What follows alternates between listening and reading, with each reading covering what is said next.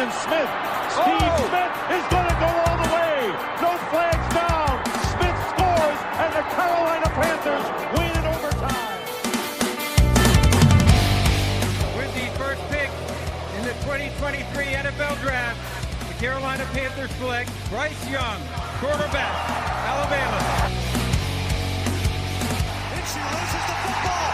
Scooped up by Burns. Brian Burns to the house.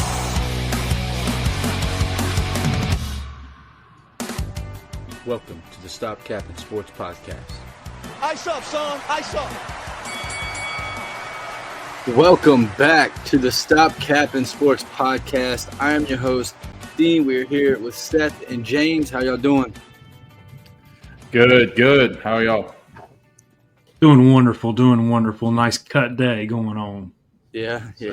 Sir. You did a cut Get day. the bombs out of here. That's what I'm upset about, but we'll get into it. 53-man cut days. I see what you're saying. Yeah, I didn't cut no meals or anything. Wasn't cutting weight.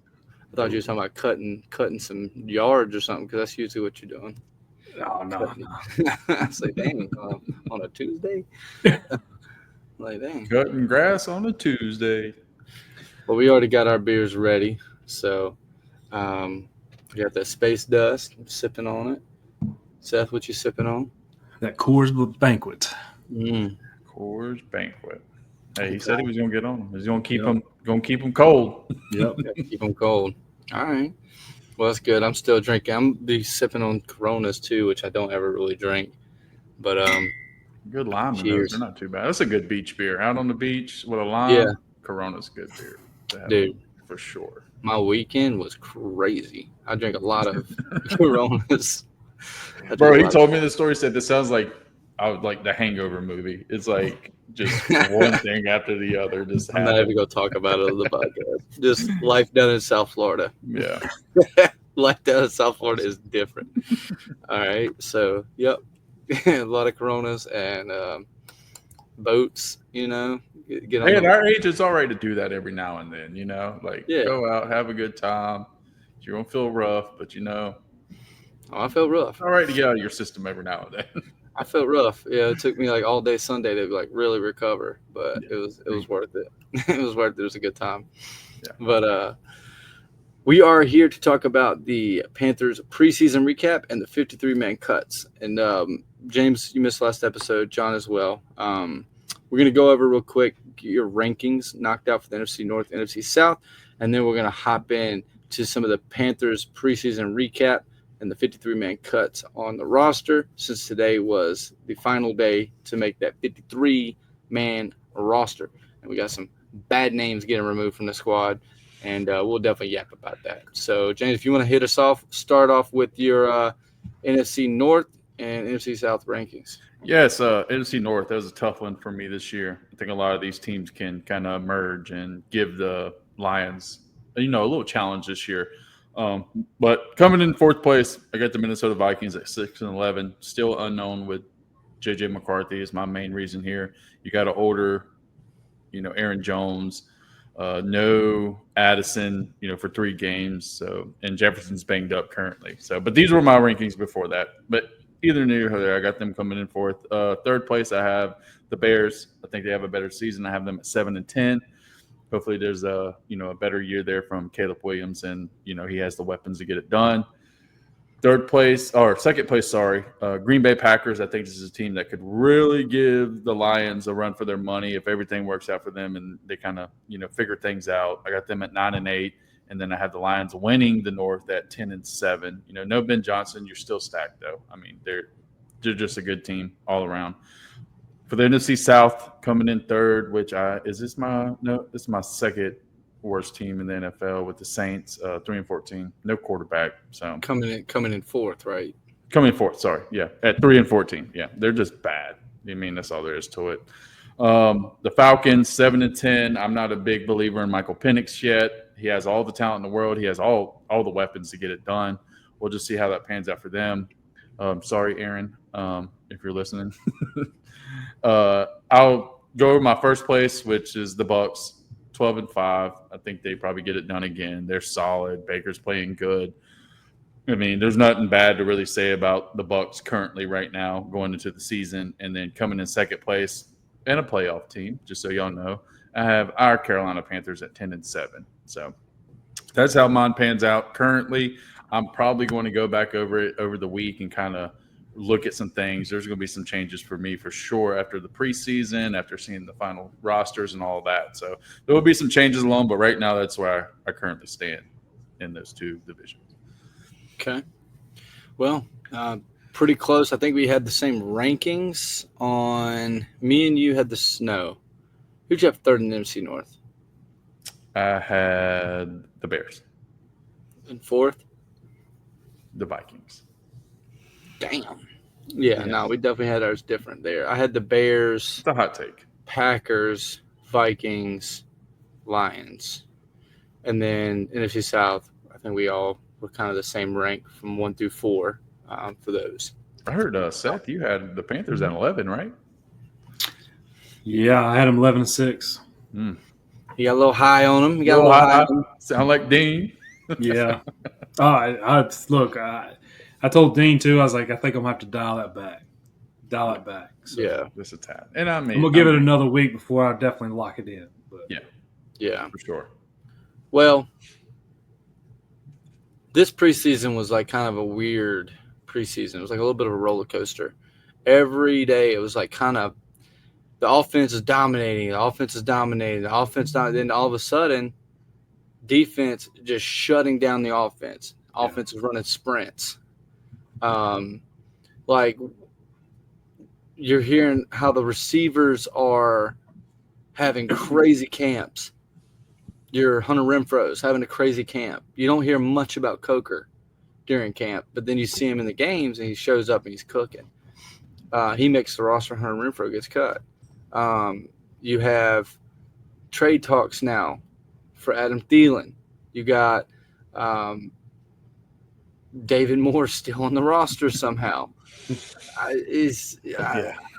don't know. And then I can't even think of how to pronounce this guy's name, but he's kind of a sleeper.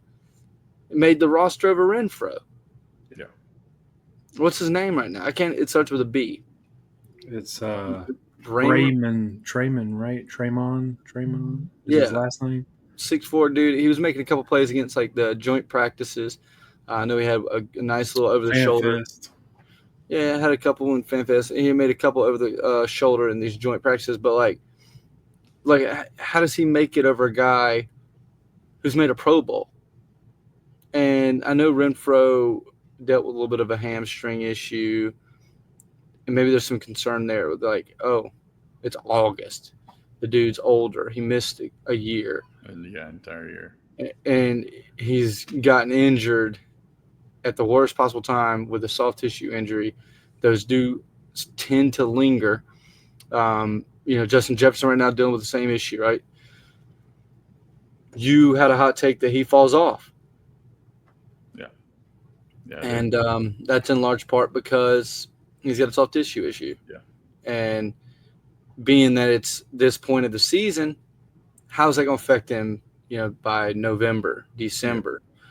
Is he going to be cleared up? Is this going to be something that pops back up, in week 3, week 4, where it's just going to kind of drag out for the whole season? So those are legitimate concerns. When you have hamstring issues and soft tissue issues in August, they usually stick around for the year. And that's where it kind of gets a little bit problematic. And maybe that's why they made the decision to get rid of Renfro. He wasn't able to really get in here and be healthy. And because of that, it feels that maybe the coaching staff just said, no, we can't risk it, putting him on the main roster. Maybe he's a practice squad addition. But overall, I mean, I thought we had a decent camp. The thing about our preseason games that was just kind of weird was like I don't think we can ever walk away from a game with Dave Canales and say, wow, we looked really great as a starting unit. Like in the preseason. It's now 2 years in a row. He has not given a crap about the preseason. Nope. Like the first 2 games, he put the starters in, the damn head coach and the defensive coordinator don't call the plays. Then you take the starters out, and then the head coach and defensive coordinator wants to call the plays. It's confusing. And I mean, and there's a lot of teams in the league that didn't play their starters this preseason. I don't think the Bills played none of them. You know, I mean, the Steelers, I don't think they played any of their main guys.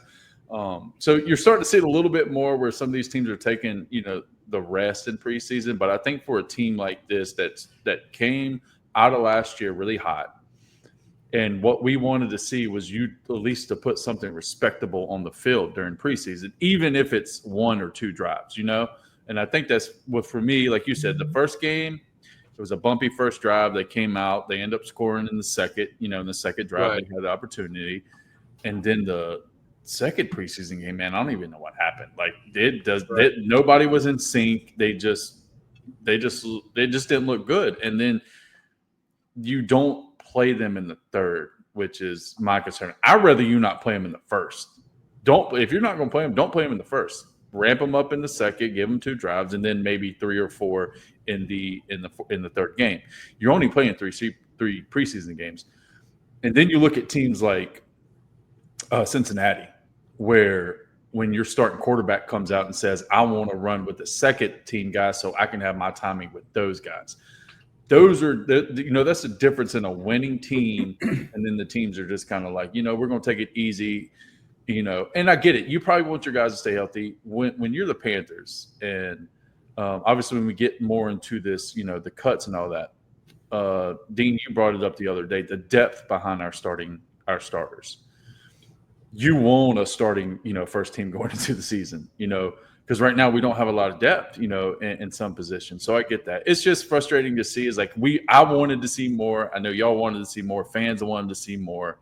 Just give us something else, because now, I mean, I'm not saying I don't feel how we did last year when we didn't play at all going into the season, but now it's like, hey, is this team going to be, a slow start again this year? And when you look at our schedule, at least I believe, and I think y'all kind of feel the same way, our first 5 games are some of the easiest, parts of our schedule. You kind of want to, if you're going to get those wins early, I think we have a schedule to do that, because it gets tough. You got to stretch where it's really tough. And I think that's what it was for me. It's like not seeing what I saw the second game and not seeing them the third game. It has me concerned on how fast is this team going to be up and ready to go, going into the next weekend.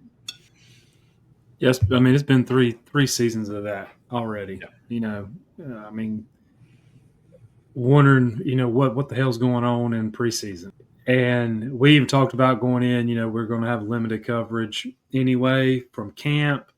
Then, we do hear that the week of the Texans game, they say that the Texans were owning – that we were owning the Texans. The Panthers were owning the Texans during that week of camp. And they even made mention of it during commentary. I forget what the one guy's name is, but he asked Steve Smith, he's like, if training camp on Thursday would have been broadcast, what changes? What does that do to the fan base? And he said, basically it definitely would give them – definitely would encourage them to what they're seeing on the field now is not, there's more to it. Yeah. And we just don't ever see it on the field no more. And that's like I was talking, me and Dean were talking last week. I'm still not used to this new preseason and how these teams are handling it.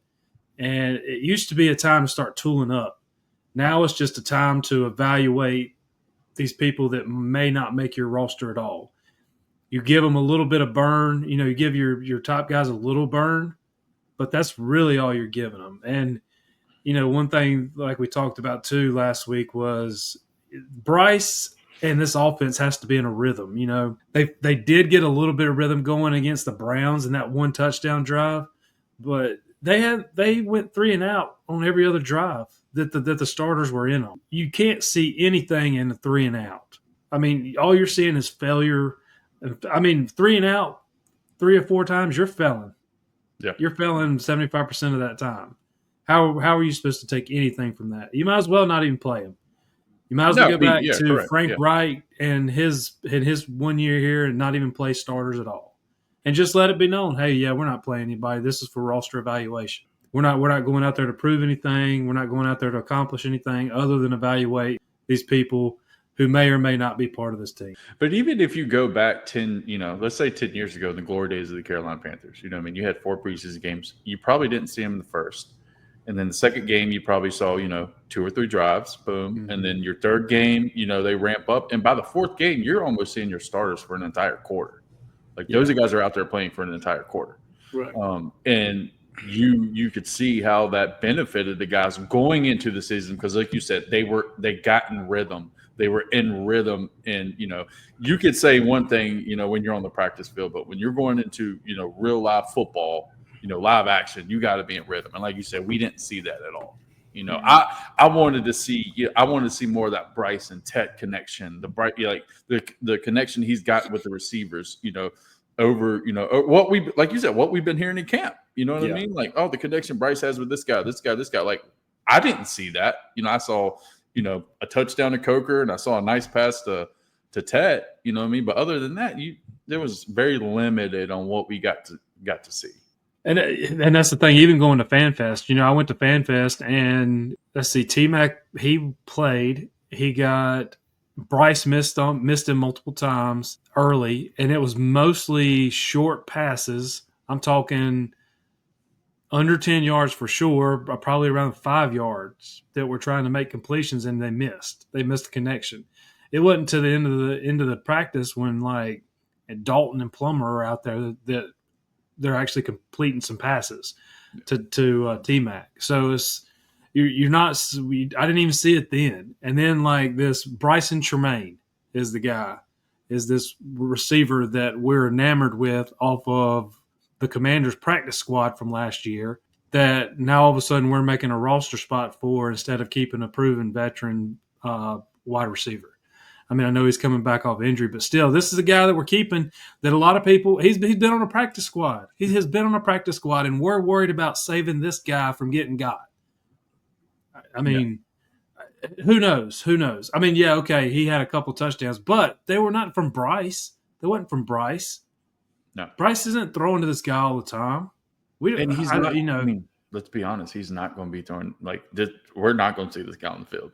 As long as those other guys are healthy, you might see David Moore. Going back to the David Moore thing, like you don't see you saw more of David Moore last year because of the situation at the wide receiver, with the wide receivers. I think if you have a healthy Coker, you have a healthy XL, Tet, Jimmy Horn going in, Thielen, those guys aren't going to get much burn. Like you're not going to see the connection with these guys. At least Renfro during camp, I mean, this dude was the highlight of the entire camp for us. You know what I mean? And I saw today after that happened, I saw the post we cut. The fan base is all in agreement. Like, why did we cut him and David Moore still in this roster? So this isn't just us being more haters. This is across the fan base. Like, why is this guy still in this roster? Like, he is a situational guy. Yes, he's made some plays. Dean, you talked about it. It frustrates you because he does show up sometimes. He will make good plays down the field sometimes, but he's not a consistent guy on this offense. And even you could say the injury is the issue. When you talk about a guy like Justin Jefferson, when the offense filters through that type of guy, that's when you got a concern about the injury because he is their guy. Everything runs through Justin Jefferson. Everything's not running through Adam Thielen in Carolina. Hunter Renfro. So it's not like this guy's going to be on the field, 85% of the time. So, I mean, it's just – I just don't understand, keeping those two guys. And then, like you said, a proven guy. Yeah, he took a year off, but he showed you at camp that he still has some juice. And then I don't feel like that was taken into consideration. What did they say? They kept David Moore because he was his special teams ability? I mean – yeah.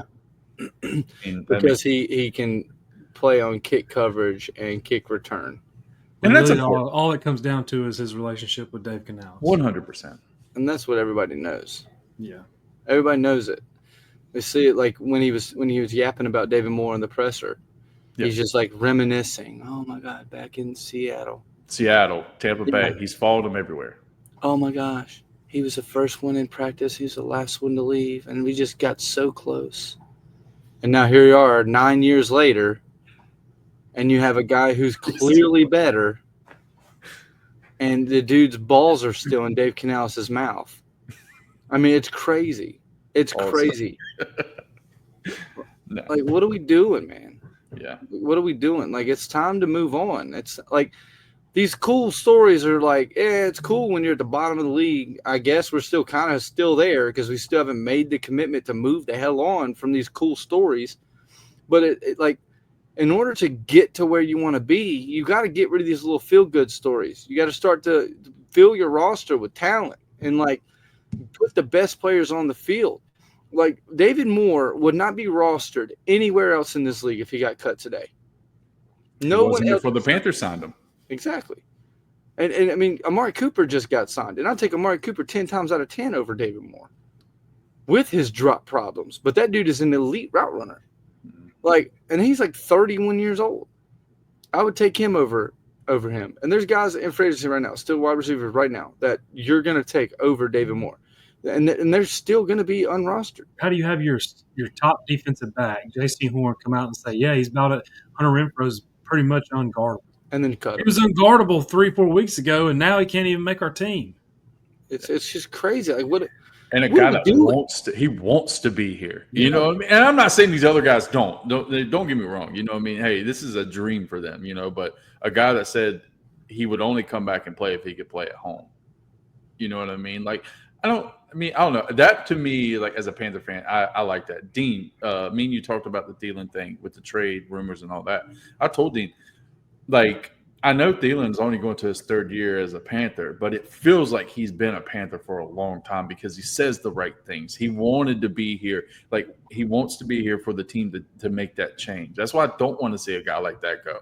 I like the story of Renfro. You know what I mean? Clemson, obviously, we've seen him play in the league. JC's not the first DB to tell him that he's unguardable. You know what I mean? I mean, everything about him made me – I was like, okay, I want that type of guy on this roster. And I just think it would have benefited the young guys, especially a guy like Jimmy Horn. 100% a guy like Jimmy Horn because they're going to play similar roles. Yeah. Right. Right. I mean, and it's Thielen. It's a Thielen effect. Like, Renfro is a better route runner than Thielen. He gets in and out. He's a little bit more athletic. The way that gets in and out of his breaks, like as Seth just said, he was literally being deemed unguardable. If you are being told that you're unguardable, how in the hell do you not make a team's roster that won 5 games? Like, it's getting out of hand with the Dave and David. It's crazy. I mean, Dave let's be honest. And David Moore. In a wide receiver room that I would say is mid at most after your top 3 guys. And that's if you throw XL in there. After your top 2 one guy. Well, I mean. Thielen is number 3 everywhere else. Yeah. Like, that's he's all number Minnesota 3. would end up using him for if they got him. No, 100%, yeah. Number 3, and that's like as soon as Addison gets back, he could be pushed to 4. We don't know. Yeah. Mm-hmm. And he's our number 2 and arguably our number 1 until we start to really see some consistency from the rookie. So I get where the Panthers are coming from saying, he's got too much value here. Okay, I get all that. But why is David Moore still on the roster? Yeah. Like, that's the only thing I can't understand. If it's special teams, throw another running back on the damn team. But, like, don't get rid of Thielen or Renfro. Get rid of one of your big guys. Yeah. Get rid of one of these tight ends. And let me just throw this out there too. If everybody's worried so damn much about special teams, I'm sorry, but our special teams has sucked ass all freaking preseason. Our special teams unit sucks. Our special teams is horrible. The coach should be fired. We should have a new special teams coordinator. Like, it's been – our special teams is not good. They've not been good all preseason. Punt return, punt in general, punt, kickoff, none of that's good. Yeah. Coverage team, and they want to talk about we need guys for special teams. Let's go get some more defensive guys. Let's go get some more young defensive guys that can tackle and that can get downfield because we don't have that on the roster either. So if you're saying our 7th receiver, 6th and 7th receiver have to contribute on special teams, why don't we get some better contribution from our defensive players that we're putting on special teams? Because we're missing tackles, we're not covering punts, we're not, that's more of an issue to me than worrying about getting our 6th and 7th receiver to play special teams. Right. And that's, I guess, where I'm coming from. Like, if you're relying on David Moore to be the game changer on your special teams, you're already cooked. Yeah. You're already cooked. Like, at this point, just go ahead and wash your hands to that. Just keep the better offensive player. Yeah. Like, you're already cooked. So let's just look.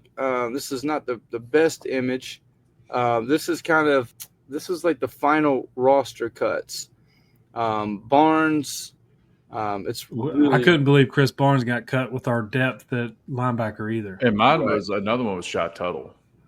I think a veteran guy that's put in a lot of a depth piece. You know what I mean? Obviously, Yeah. you know. My only thing is I was sort of calling for him to be a June, post-June or pre-June, whatever. I was calling for him to be cut then, to be honest with you. I was ready for him to go.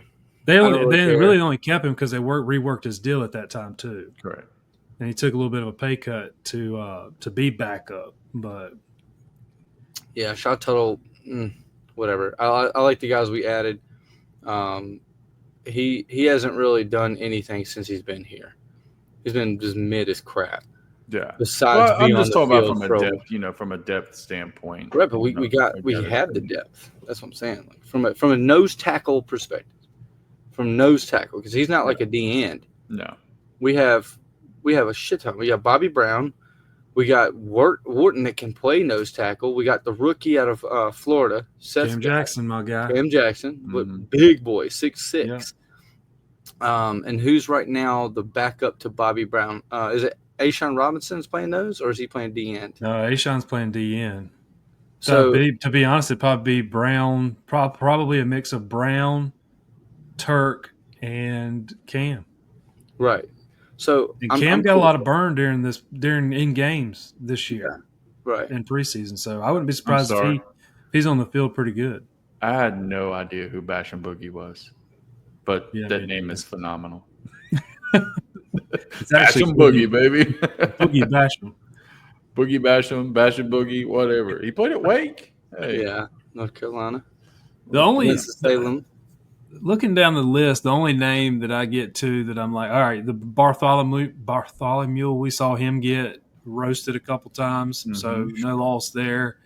Raheem Blackshear, I'm glad that, he might end up getting re-signed to the practice squad. He's just that guy. He's I think ETN is an upgrade over that position. For sure. I do like that. I like that swap. I'll take 18 over him. And you keep in the back of your mind that we have Jonathan Brooks on IR, as a comeback as a fourth, or I guess next year he'd come back, and that's our backfield is those three, Chuba, Brooks, and ETN. So right. Totally forgot about him, bro. Right. He's become an afterthought, which is crazy, dude. Yeah. I'm glad at least we got some dead weight, some depth that we got to hold for special teams for somebody that doesn't really pop off on special teams. Same thing with David Moore. He's the same role to me. We want to try to say he can return kicks, but have you ever seen him really have a successful kick return? That's so what's he doing? Yeah, it's just taking a spot to take a spot. But nobody else on this list. I am surprised that Barnes didn't make it, being they just not long, 2-3 weeks ago, brought him in with our inside linebacking depth that we don't have. DJ Johnson. I think he would be a lock to make it. Yeah, DJ Johnson's still rostered. Yeah, still rostered. Yeah. Somehow, I don't understand it. I think that comes down to not ETN, Evero. That was his pick. He's probably trying to stand on that. Right. That's the only thing I can come up with. Yeah. That's the only thing that makes sense. It's a third-round pick, and he's the one who's banging the table to get him. So you just brought in Pat Jones and won him over him. Then you you draft 2 rookies that play the same position. Right. Where's he fit in that? Correct. Right now, to me, he's he's below all them. Is he just a special teams player too? Is that what we're doing? I guess. Is that what we're doing? Another crap special teams player. He's a freaking outside linebacker. Was it kick coverage? Like, that's about all you can do? You're not doing maybe you do punt return or punt coverage, but there's like a little flanker or something. I don't know. Yeah. Just to get back on that Hunter Renfrow. Yeah. This is kind of a good point. Wouldn't be surprised if this was a wink and nod deal for Hunter Renfrow. Come back on the practice squad. He only wanted to play for Carolina, and as a veteran, he can't be claimed. That's an interesting thing. I didn't know that. I didn't know that. No. That being a veteran, he can't be claimed on waivers. So what that means is pretty much if he wants to come back to Carolina, he can be right here, right back in Carolina. Yeah. So that is one silver lining. So there's still a window of opportunity. Kind of similar to what happened to Coker last year. He was moved to the practice squad. He was waived and then moved to the practice squad and then was brought back up. So yeah, they gambled on that. Yeah. Whew. Yeah. I'm just glad they didn't do that with like Horn or somebody like that, like ETN or Horn, some guys you put draft capital into this year. So I'm just glad that didn't end up becoming a thing. Just a little bit more about this Hunter Renfrow thing. Yeah, we just talked about it. DJ Johnson still holds a roster spot for some reason. Not too sure. I love how it ends. It says it still has a roster spot on your favorite NFL team. Yeah. And, pretty pathetic. It's just, at this point, I'm getting to the point. I don't know what they're doing. It's so inconsistent in the preseason. It's like what it is that we're supposed to be looking for, what kind of signs we're supposed to look for like success, and knowing exactly what it is that we're about to walk into the season with. Yeah, it's very difficult to like pinpoint. Okay, that's what we need to see. That's what we need, because it's like their offense. Seth, you kind of talked about it early in the podcast. It's like we are a rhythm style of offense. It's a run first, usually rhythm style offense, and like you can't catch a rhythm when you're rushing 6 plays and they get pulled. You can't really get a rhythm that way. So it's like, are we going to get the moral victories here? Like, we got a good catch in practice, or do we need to see it in the game to kind of understand what the heck it is that we have? And that's what's frustrating with this coaching staff. And we are one of the bottom teams in the league. You have to put the guys out there to give them those extra reps. And they're treating it like we're Super Bowl contenders. Like, they're trying to treat it like, these guys don't need any playing time. They got this. Like, bro, we won 5 games. The year before that, we won, 2? Yeah. Like, you're not in a position to be like, your starters can't get out there. Bro, you better get everybody out there. Yeah. You better get everybody out there for a whole half.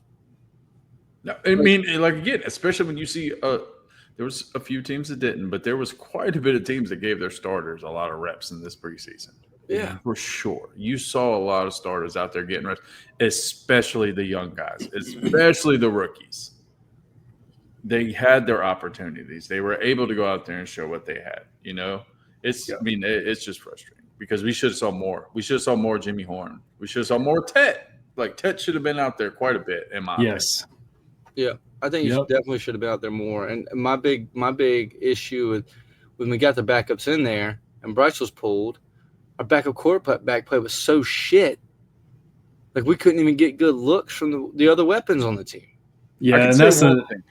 Go ahead, Seth. Sorry. I was going to say, I was talking to Dean about this yesterday. I am tired of seeing Andy Dalton as our backup quarterback. I think he's gotten too comfortable in his role, especially after last year and basically him getting benched in favor of Bryce, which good deal. But I think Andy Dalton is so comfortable in his role right now that there's nothing for him to strive for, and he's basically collecting a check. Yeah, he's like a weekend warrior almost. Dad out there going and playing catch with his boys. What is he doing for us? But he's Bryce's buddy, so it's okay. I think when I saw the Kenny Pickett trade, I thought in my head, I was like, why didn't we go do something like that? Kenny Pickett's not special, you know what I mean? But have a younger guy in the room like that, behind Bryce. With a little bit of fire to actually try to still earn something. Exactly. So when he does get his reps, he's putting it all out there. Exactly. Because his career's not done. Andy Dalton's like, I know this is the end. I know my career's over after this. You think Geno? I bet Geno thought a few times his career was over, right? Yeah. Look how many teams he hopped around to till he got his opportunity. Sam Darnold. Sam really wasn't ever a backup. He kind of hopped over, as starters. But, there are guys in this league. Sam Howell, I think he's one of them that are out there right now that kid's still hungry. He played decent, when he was – there's guys out there that you can go and snag up and just, put them as your third option or your second option or whatever. Like Dean said, it's not like these guys, their careers are over. They're still young. They still have time. And I think Geno is the perfect example to say, hey, I was a journeyman for a long time, and then I finally got my opportunity again. And, he's a starter. He's been a starter for the last 3 years. Yeah, So, the thing is, too, they released Plummer as well. And of course, that's not a surprise, right? I mean, he's been on the practice squad for the past, at least one season. But, I mean, really, from what we've seen from him, and we've seen more of him than we have anybody in the preseason the past 2 seasons. So what we've seen from him, is he worth even putting on our practice squad? Is he worth giving our defense a look? No, he's not. So why would we even bring him back and sign him to the practice squad? I'm hoping that this release is a release and that they're not looking to sign him into practice squad another day or two, because he's just not it. He's not it. He's not out there to give our defense a better look. What are we getting? He's not out there to compete with Bryce, as far as, and not to say that he's going to take that whoever would come in would be taking that position from Bryce, but they're still pushing each other to be better. mm-hmm. How is Bryce getting pushed by what's on this roster in that QB room right now? Right. Other than Andy being his buddy and they can talk shop or whatever, what's happened to actually push Bryce to look at things differently? You know what I'm saying? He needs somebody to come in that can push him with some competition. And right now, Andy's just there to be his buddy. Plummer's just there trying to keep his career alive, just trying to play another football season.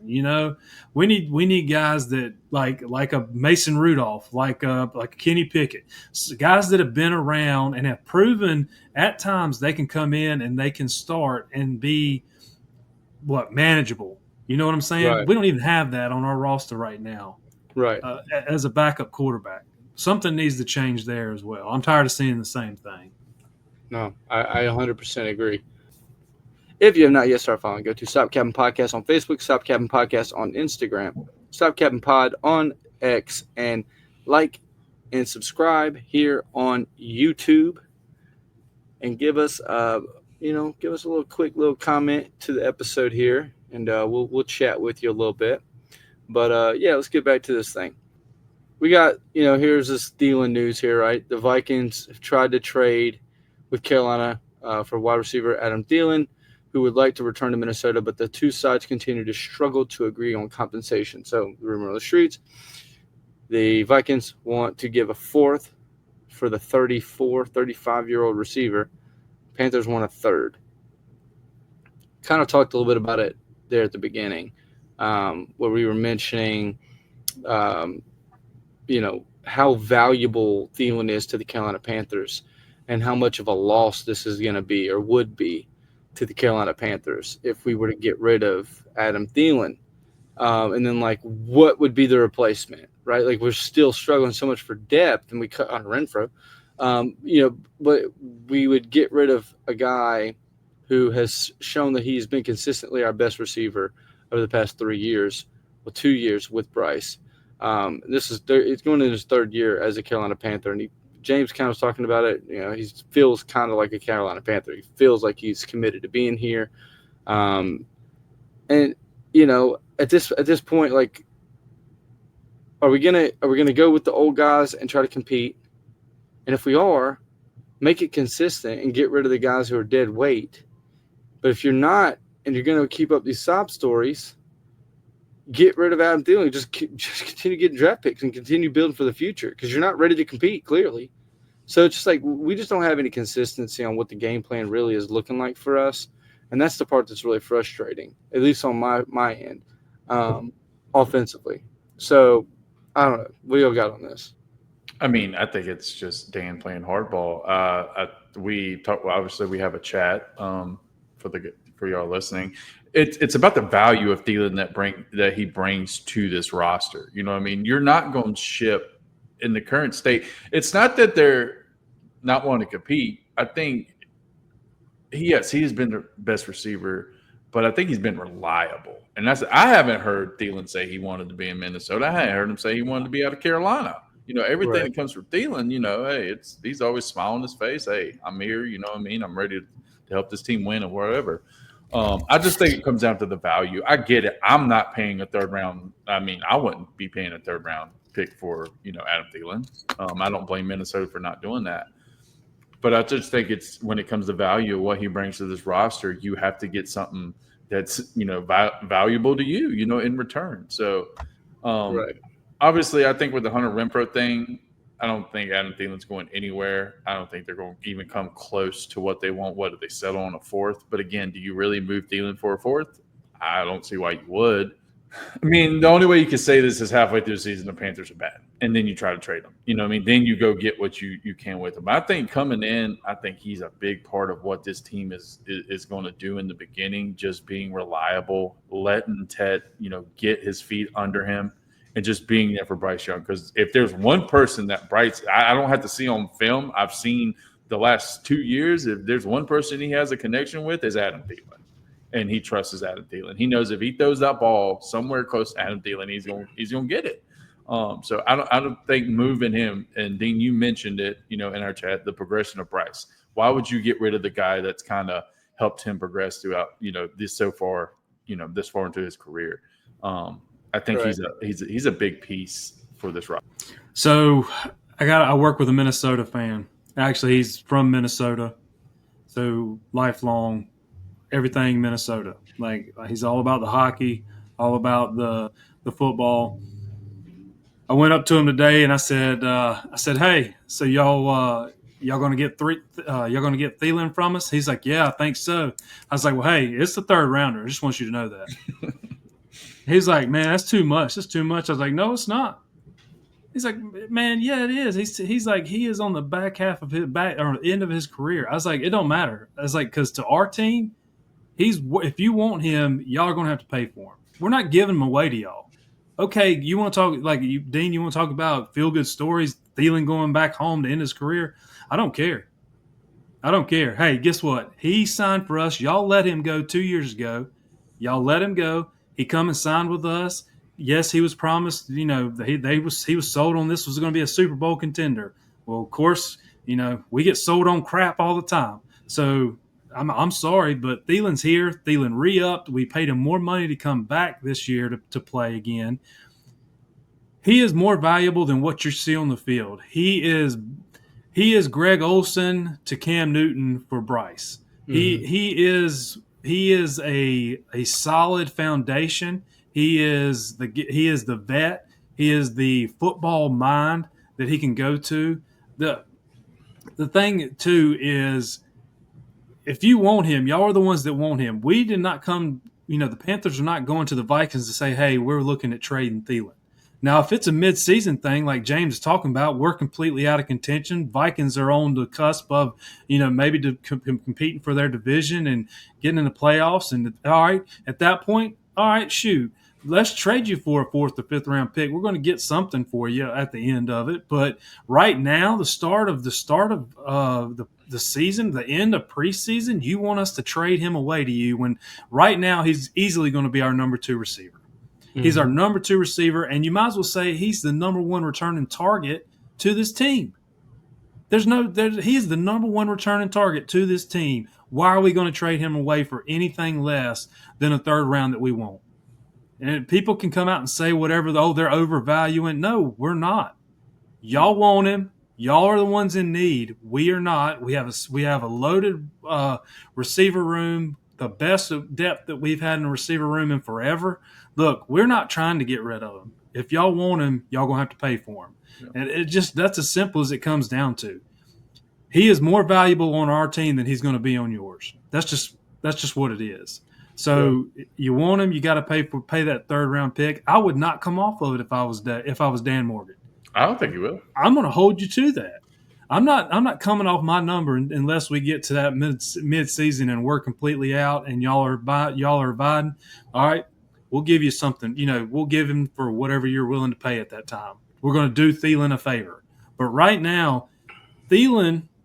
Let's go back. We talked about this several weeks ago with the wide receiver, or the passing game whole thing that they went and done up in Minnesota University.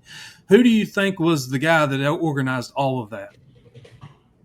Thielen? Who organized it? Yeah, right. XL was the guy that said, "Hey, I got a boat. Let's go out on the lake."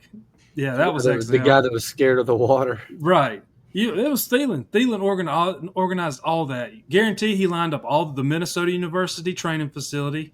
That's what I was going to say. That's what I was going to say the whole time. Yeah. Yeah. So he probably set him up with rooms. He probably had him over at his house because he still has a house up there. That's probably his boat on his lake that he's out on and taking them guys out on that. So Thielen is more valuable to us than what he is to Minnesota right now. And sorry about your feel-good story and thinking y'all can just get him back for nothing. But, hey, this guy's better than Mingo. We got a 4th-round pick off the Cowboys for Mingo last year. Why are we going to let Thielen go, who's a better wide receiver? Got a point. For anything for anything equal or less. Got a point. Got a point. No, that was definitely you dropped the mic on that one. That was definitely a good point. So the Panthers currently have 7 receivers. Ultimately, they went with David Moore over Hunter Renfrow because of his special teams ability, and Bryce Tremaine makes it after a fantastic camp. We kind of already gone over this tweet here. The Bryson Tremaine. I mean, I'm just blown away that he gets cut over or he makes the team over Renfrow. I mean, that's the one that just kind of, not only David Moore, but Tremaine. Like, he's young, but he's done nothing in his career. Absolutely nothing. What's he done special teams wise? How do we know he's going to be a special teams contributor? Because he was on the practice squad for the Commanders last year. Did you see him in any special teams plays? Nope, I didn't. I don't recall. So how are we thinking that he's going to be contributing in special teams? Or are we just going to run him out there? Hey, he's our special teams contributor. That's why we kept him as our 7th receiver. He's our special teams contributor. They're going to run him out there with a flag or something. Special jerseys. Special teams contributor. He's not going to be 85. It's just going to be special teams contributor. ST instead of a captain. Yeah. Special teams. Yeah. I'm on the special team. It's all about special teams. I don't get it, man. I just don't get it. I don't get it. Oh, this stuff makes me. Yeah. I get you, man. It's time for another beer. I'm going to zip my cooler. Yeah. I need to get me a cooler. I just leave them on my table here and they start to get warm. You got to drink them fast. Yeah. I'm not going to be pounding IPAs. Usually I'm drinking all IPAs, but we'll come off of that just a little bit. Some good news. Some good news for the Carolina Panthers. Yes. The Falcons lose their right tackle, Caleb McGarry. The blind side, since he's a lefty, protector of Michael Penis Jr., apparently, per CBS Sports, will miss the entire 2025 NFL season to leg injury. He just signed a 2-year, $30 million extension. Sorry, Aaron, again. Whoops. Sorry, Aaron. But, your blind side right tackle, the taboo terminology there for NFL quarterback play. He's gone. So it's time for your backup to step in and go drop and hit them drop steps on Umamielen and Scorton and Wanham and Pat Jones and some blitzing Trevin Wallace. DJ Johnson. We're not even going to mention him. Some blitzing Ransom. Oh, speaking of Ransom, last episode, your boy here was a little sick, and also a little tipsy, and tired, and all the above. And no, it wasn't Ramsey. It's Ransom. And you called him Ramsey? Oh, I didn't just call him Ramsey. I call him Ramsey the entire episode for probably 7 different occasions that I kept calling him like he was Jalen Ramsey. Nice. Look, we were on the phone the other day, and Dean's like, I kept calling him Ramsey. I was like, yeah, I know. I was like, I heard it every time. I was just like, I was going to keep letting you go, though. He's like, you've said it a couple times, but I just got to the point where I just stopped correcting you. I said, you got to keep correcting me, Dan. Correct me. I know who he is, but it's like, listen, when you just start yapping, we know somebody that football players. I was going to say earlier, he had the interception in the 3rd preseason game. That second unit played well defensively. They didn't, obviously you're going against second, and third stringers, but I like what I saw from the second unit. I always tell people, they're playing second and third strings. Well, hey, your second and third strings need to look better than their second and third strings. You know what I mean? Like, Right. That's always a good sign. Right. And I thought they played very well. And obviously, talking about him, he got the interception. So Yeah, and I said it earlier too. Mason Rudolph has started NFL games, so he was the it's not like you're going starter against a for- Jake Plummer exactly or Jack Plummer. exactly. And then the Right. kid that made the special teams tackle. We talked about special teams. The one that came down and popped Caleb Johnson. Yeah. Oh, he dropped. leveled him. Yeah. Caleb So, Johnson, that's a starter this year. correct. It's their starting running back. So special teams. Or special Yeah. teams unit, I tell you. But back on Ransom, I said Ramsey again. Back on Ransom. Them blitzing that right side when the Falcons come in. Put him on that strong safety and let him hit some blitzes. Let's see if our defensive coordinator knows anything about football and puts the guy in the position to be successful. This dude is a definite box safety, and he needs to be put in those situations where he can run free, hit the blitzes, and stay in that box and freelance. That's why he got the interception.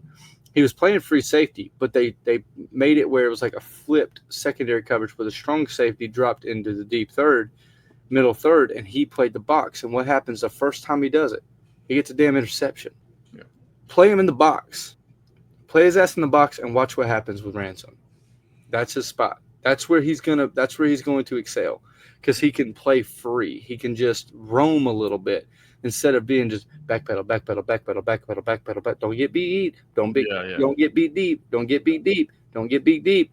Oh, now I can go forward. Like when you play in the box, you can go play run support. You can be a little bit more free with your defensive abilities and your athletic ability, because you're not having to stick to, I'm the last man in line in this defense. If I screw up, it's a walk-in long touchdown. Correct. So that's the issue with the free safety. With this guy's skill sets, you're limiting him because he's the last line of defense. The free safety is a ball hawk. The free safety is a long guy who plays great in coverage. That's not Ransom. It's not that Ransom can't play good in coverage. It's just when you watch this dude play, his strengths are that of a damn near a linebacker. Like, you have to play him in the box, especially in our system as a 3-4 cover 3 defense. So I hope that part is fixed when we get to the season. There's a lot of guys, a lot of things are about to be happening in the waivers. Maybe we sign a free safety and they can move Ransom over as a box safety. Maybe we get some more interior defensive linemen, or not interior defensive linemen, interior linebackers. So inside linebackers. Maybe we get some corner depth. Even though I like Shaw Smith-Wade, I like 31. What the last name was? Corey Thornton. Yeah. Undrafted. Balling. Another one. Another one. Yeah. Another one. So Bam Martin Scott was another undrafted that made this roster too. Inside linebacker, yeah. Inside linebacker, yeah, from Georgia. Yeah, They looked at him multiple times through the rookie process too. Of course, pro day. They also had him in for a visit.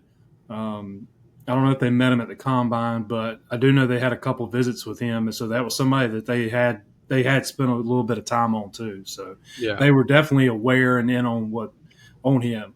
You know, the thing with Ransom though is I'm worried that Avero doesn't know how to use safeties.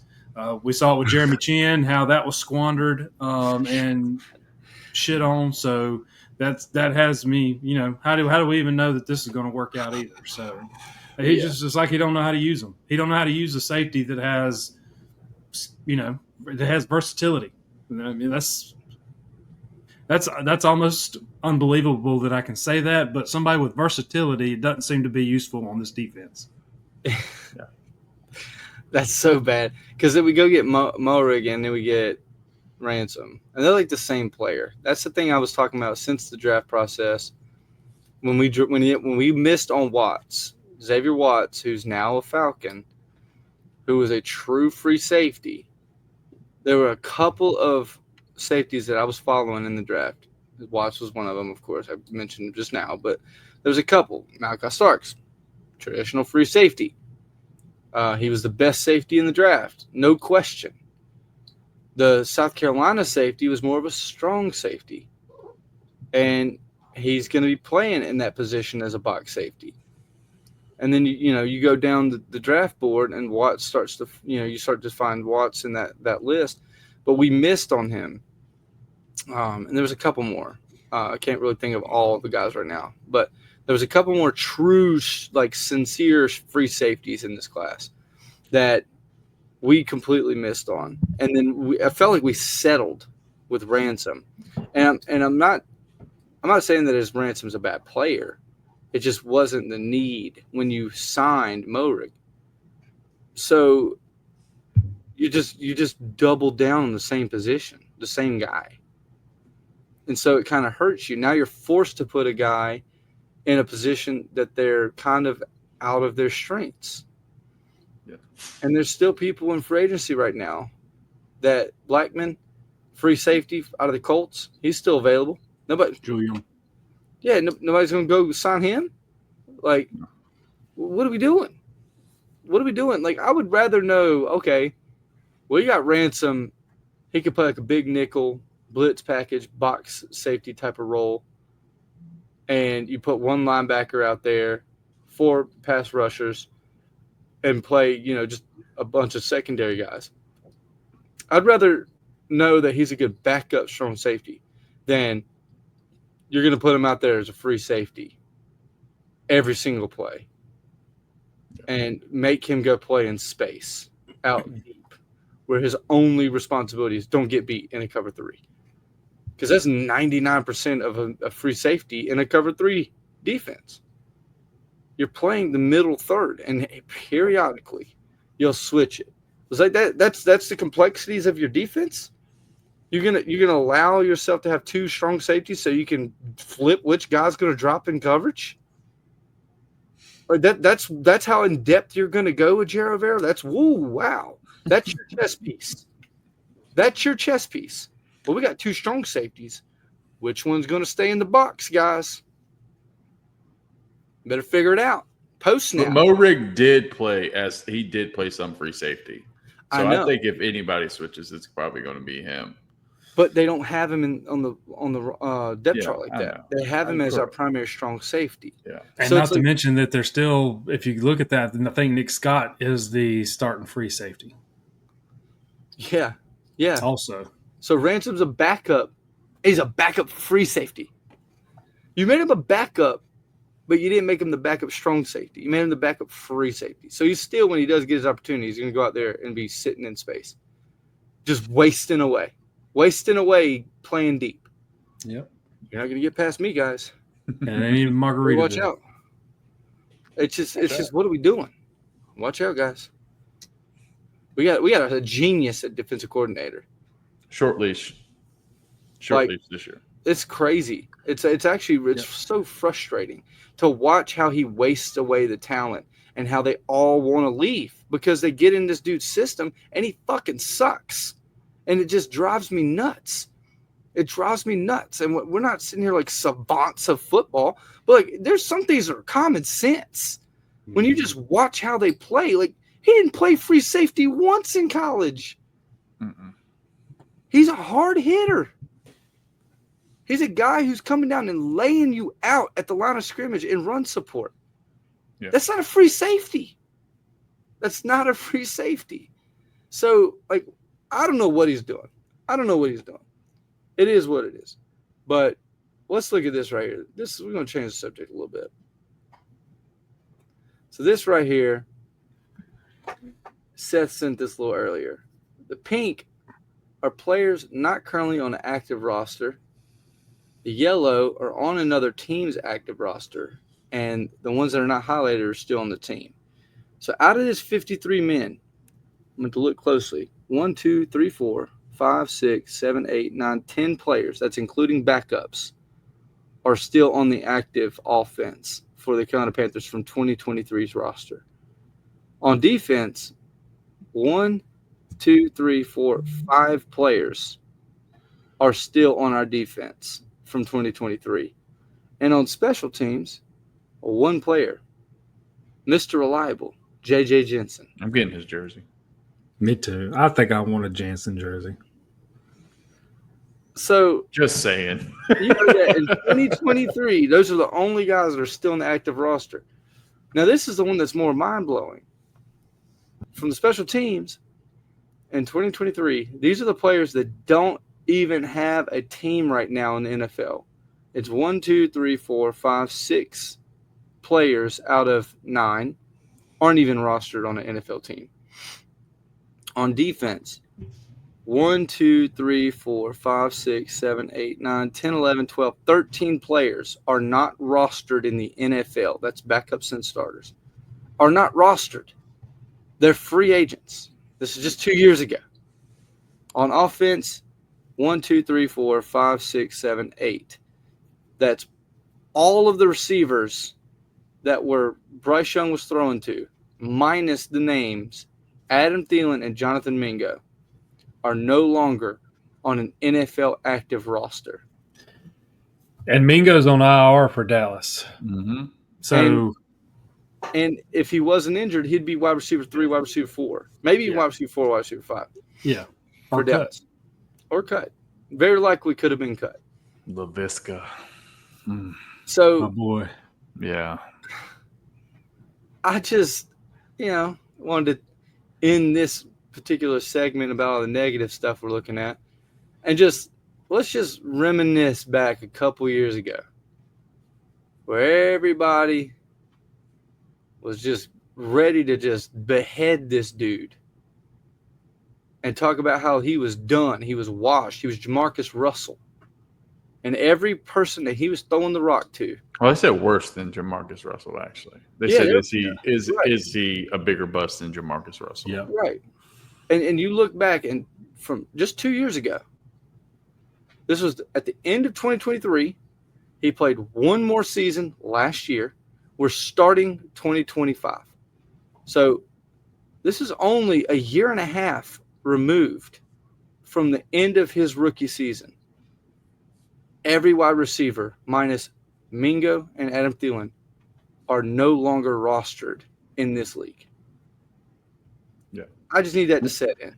And to be clear, that's active roster. That's the active 53-man roster. So they could be on a practice squad because, I think TMJ may make the Eagles may bring him back. But anyway, active roster, yes. It's not a roster. Yeah. They're not rostered. Practice squad's not rostered.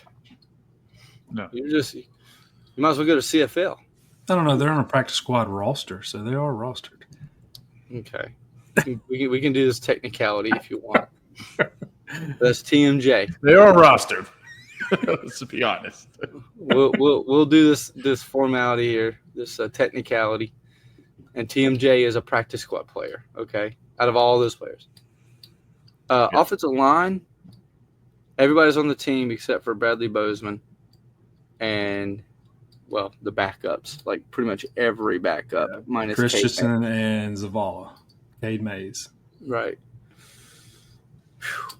That was an abysmal roster. Come a long way. Yeah. Come a long way from the two-win team. That definitely looks like a 2-win team if you ask me. Fast forward a year and a half, and everybody's on people's practice squad or just available on the market and not going to get a job. Yeah. David Moore. All right, here we go, guys.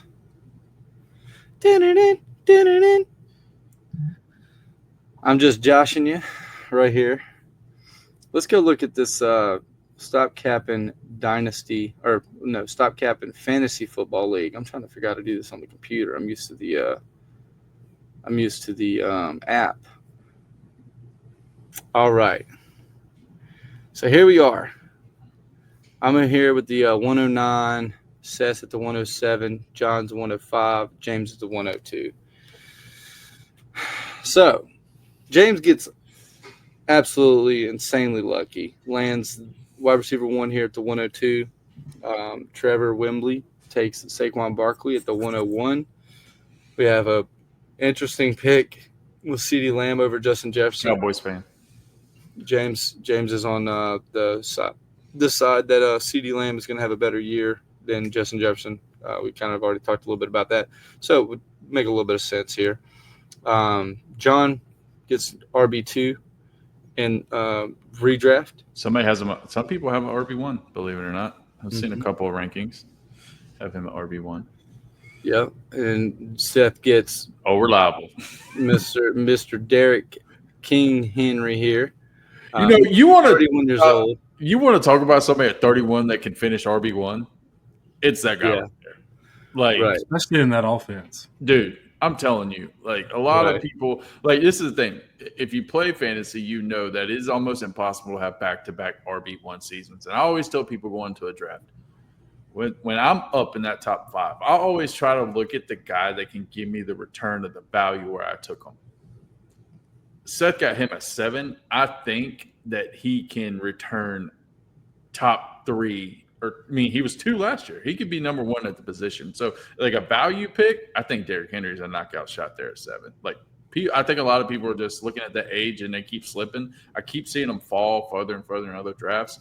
But he's a guy that can really come out and I'm telling you, this dude can finish RB1 for sure. And like Seth said, in that offense, him and Lamar, I wish I could have saw this a lot longer. I think we might get 2, maybe 3 samples of it. But if we could have seen these guys together for 5 or 6 years, it would have been insane. Yeah. Insane. And then he got that little bit of a stack there. Yeah, he did. Which is impressive. But good thing he doesn't throw him. I just realized he did get that stack. Yeah, but I mean, it's a ground game stack. Yeah, but combined, those guys could give you 5 rushing touchdowns a game. Right. So people are going to look at this and like, well, why the heck did he take Brock Bowers in the first round? So a little bit about our scoring settings is this is 1 point tight end premium, not 0.75, not 0.5. This is 1 point tight end premium. So that means every time he catches the football, he gets 2 points. With 0 yards, he'll get an extra bonus for a catch. So people who are in the dynasty community, you understand what that means for tight end premium. Redraft, it's a little bit less common to hear of tight end premiums, but here we are. We kind of run the same scoring settings that we run in our dynasty format. Just this was even a little bit more boost. We usually run a 0.75. But I saw that in the settings. I was like, wait a minute, I'm going to go ahead and take the tight end 1 right now in football. Geno doesn't really throw to tight ends that much, but Bowers is he's just different. All of his stuff comes between the 20s, and he puts up wide receiver numbers. He put them up in his rookie year. And he only scored 2 touchdowns, if I'm not mistaken. So when you look at his rookie year, he scored five receiving touchdowns. So 1,200 yards, 5 receiving touchdowns. Tight ends usually get somewhere between 8 to 10. So I definitely see a world where with the quarterback upgrade, we see like a Brock Bowers increase his touchdown numbers, could potentially also increase reception numbers as well as yardage. And this guy could game upgrade or running back upgrade also helps in the red zone. Right. Helps him get open in the red zone. So that could also be, like you said, that could be an assist for his red zone presence and catching those red zone touchdowns. We come all the way around here. We get a good little run. Puka, St. Brown, Neighbors. These are all phenomenal receivers. And looking back at my draft, I kind of wish I would have maybe hit one of these guys here, just because I can see nobody was thinking tight end until John. And then also I started this trend here. This is something James knows. I'm usually a guy that don't draft my quarterback till right around here. Sometimes even way a little bit down here. I'll skip quarterback the entire draft. But in this particular league, for whatever reason, over the course of the last 3 years in football and in fantasy football, I've faded my quarterbacks, and every single time my quarterbacks get injured. So this particular year, I said, you know what? I'm going to go ahead and I'm not going to let it happen this year. I'm going to go get a guy who has not been much of an injury concern anytime in his career. And I also wanted to go ahead and start a trend because, again, in this league, usually by round 2, we've got like 3 to 4 quarterbacks just dropping. And so I kind of expected a little bit of a run here on quarterbacks. And so I wanted to get ahead of it, not let the quarterbacks drop, go ahead and get the QB1 outside of Lamar. It's really 50-50 who's going to be QB1 in redraft. And so I went ahead and just hit my quarterback. Seth come around, he hit his quarterback. And I was like, okay, I thought we were going to hit that run. John takes McBride. James takes Brian Thomas. Nobody's falling for the trap. Nobody was falling for the trap. Me and Seth fell for the trap. I started it. Seth was like, oh, boy, here we go. And then next thing you know, fades back out. Skill positions. And then round 3, we get Jaden Daniels. And then again, skill positions falling. You know, James gets his Kyron Williams, Brian Thomas. John gets Garrett Wilson, McBride. Seth gets Mike Evans. Another old guy, but valuable. Just a value pick because the guy he's a 1,000-yard season every year. And he's walking 10 touchdowns a year as long as he can stay healthy. At this point, everybody else has got a running back except for me. So I went ahead and just took what I felt was the best available running back on the board in Amari and Hampton. I know he's a rookie outside of maybe Chuba, but, you know, just because go Panthers.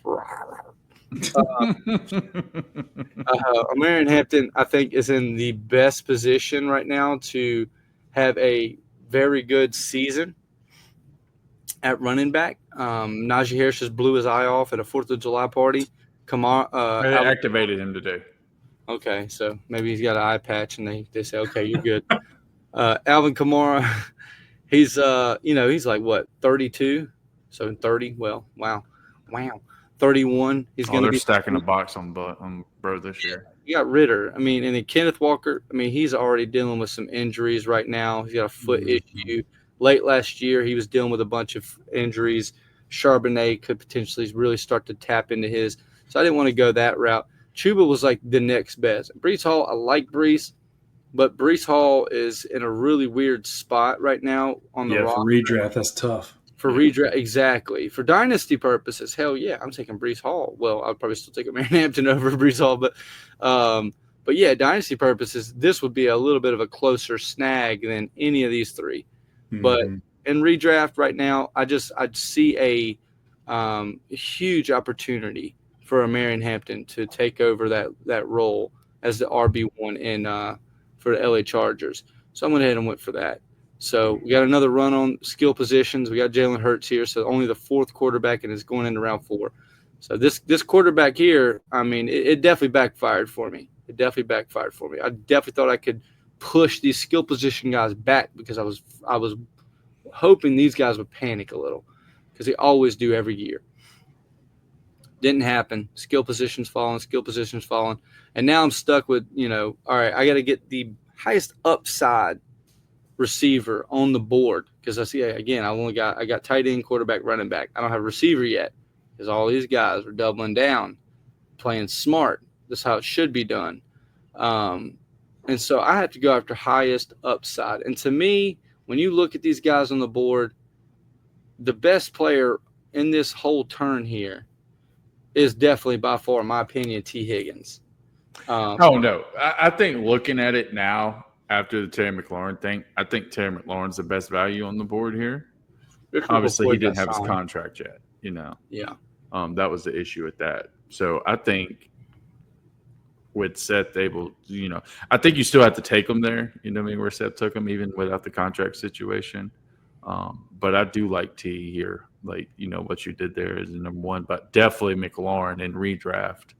It's these 2 guys. Yeah, I'm probably definitely taking McLaurin over him now, but not at the time. No, 100%. But even then, he was an 1,100 yards receiver with 13 touchdowns. This is arguably his best year of his career, and he still barely cracked 1,000.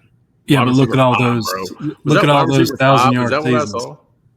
What'd you say, James? Was Terry McLaurin really wide receiver 5 last year? 7. Okay. Still, that's insane. And this is a guy with 12 games, had just as many yards and 10 touchdowns. That's why I'm saying, like, with this high-powered offense, he only had, like, slightly less than 100 yards, and he played 5 less games. And they had some struggles too early, right? The Bengals did. The Bengals, or you mean McLaurin? No, the Bengals struggled early last season. And then, of course, T was setting out too. But I'm saying the Bengals overall struggled getting going early. Yeah. Their defense was just complete garbage. The issue right now with T is his injury history. I mean, you can see it. He's had one good, healthy season. That's his issue with T. Higgins. But when healthy, I mean, this guy, in my opinion, the best player that was on the board at that time. Like even James, you said Terry McLaurin. Like again, he played 5 less games than Terry McLaurin and pretty much matched his numbers. So, and the thing, like I couldn't say that if he was there if he was there on the comeback there. I mean, you got him 2 picks ahead of me. Right. If he's there, if I take T McLaurin, you taking T. Higgins. I'd probably turn around taking T Higgins. Yep. Mm-hmm. Yep. It's a coin flip. And at the time, I picked T. Higgins because, again, McLaurin wasn't even signed yet. There was no telling what that was going to look like. Yeah. Marvin Harrison was not on my board at the time. I can tell you that. No. I wouldn't be taking no Marvin. Yeah. We're going to go here. John gets George Kittle. So he goes and gets that flex tight end and the 1-point tight end premium, which is a very smart grab here. I almost did that here on the 1 and 2. I almost did McBride Bowers because then it would be a 1-point tight end premium, and they would instantly go. I would have one of the best flex players in football. But I went Josh Allen. But anyway, so he gets George Kittle. We move over here to James. He goes and gets R.J. Harvey. James, I'll let you talk about this pick. I'm not too high on R.J. Harvey, but if you want to chat about him, you can. Yeah, I mean, obviously my pick I wanted here was the guy that got taken right in front of him. Hey, can you exit out of the – yeah. Laporta. So was obviously Sam Laporta. That's what I wanted, tight end premium.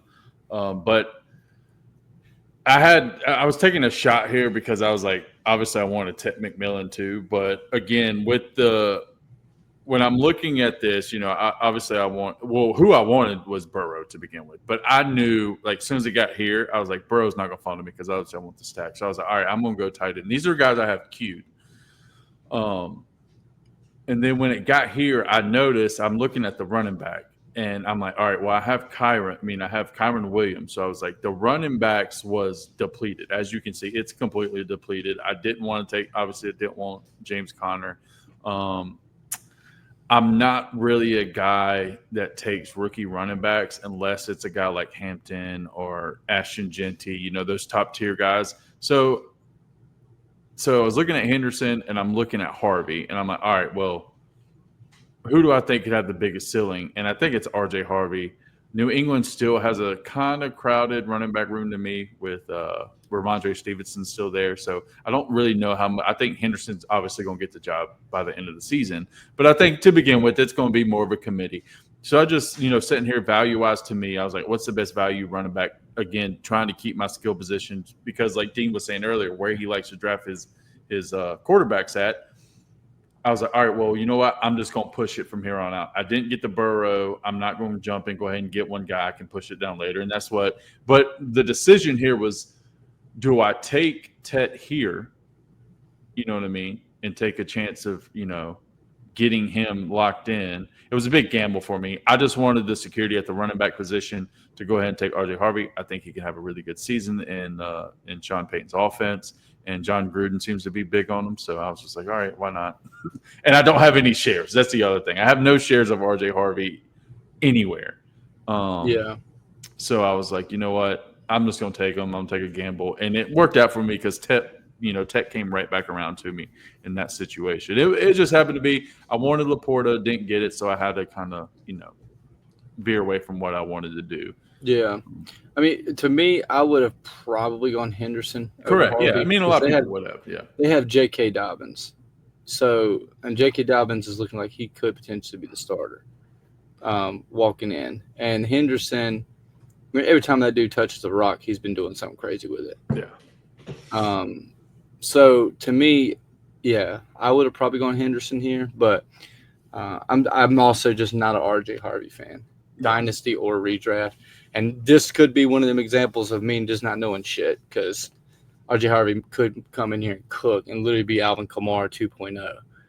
If that is the case, you got a juggernaut here with Kyron Williams and RJ Harvey. But you go here to Seth or John, he gets Henderson, probably who I would have taken over James Conner too. Okay, be back. And it brings us here to Seth. Got Cortland Sutton gets picked right in front of him. So you get JMO. Who was your next in line before JMO? Like, who would you have gone for? I think I was actually looking at Sutton, to be honest with you. I was just wanting that as number one receiver there.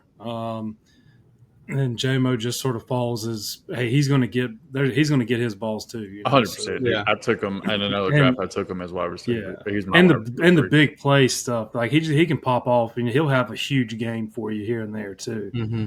Yeah. So I was going to go Sutton just because I feel like he's pretty consistent with Bo Nix.